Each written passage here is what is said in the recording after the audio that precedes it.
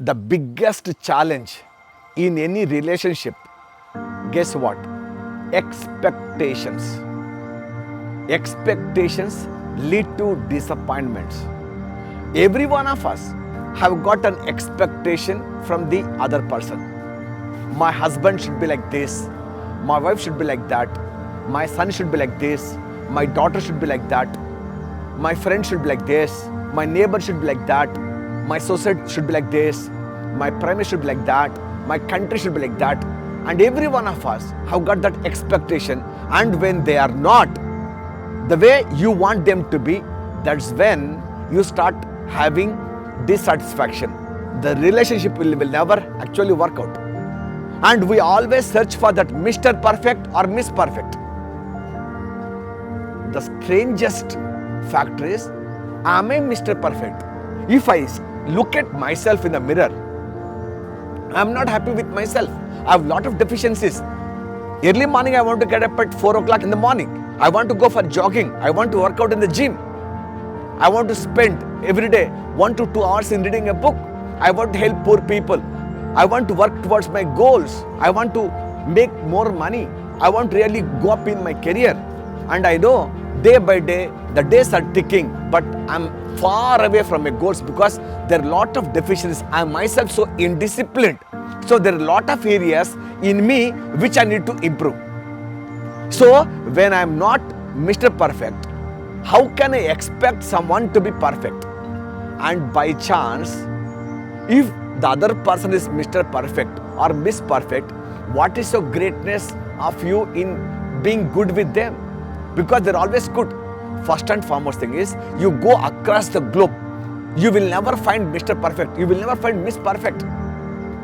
Duryodhana, you may say he's not a good king, but he was the best friend.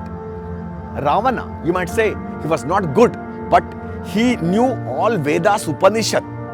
He was the ardent devotee of Lord Shiva. Rama had few deficiencies, and Lord Krishna has got few deficiencies, and you have some deficiencies, I have some deficiencies. So the challenge lies, the greatness lies in not in the other person, in you.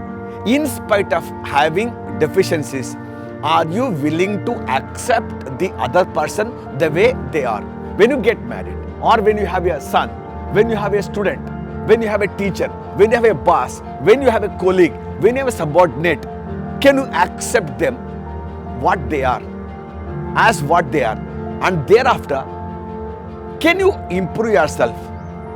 Can you actually go to that level? Maybe that you require some skill to handle them. And if you are able to do that, I'm sure everyone, you'll be able to get the best out of it. Because many ladies, they complain, my mother-in-law is not good. Understand? Kyunki saas bhi kabhi bahu thi, and no mother-in-law is ever good to any daughter-in-law. But understand, that same mother-in-law has got one daughter, and to her, this lady is the mother. That means that daughter, she loves her mother, and that lady is your mother-in-law. So problem is not that that woman, the old woman, is not able to love. She knows to love. The problem is with you, my dear daughter-in-law, that you have never become a daughter. You are only daughter-in-law. If only you become a daughter, and from mother-in-law, your mother-in-law, she can become a mother. So it is all about us, how we can improve. So never have any expectation. Accept people as they are. Once you accept them with all the deficiencies, now ask yourself, how can I make a living with this person? How can I adjust?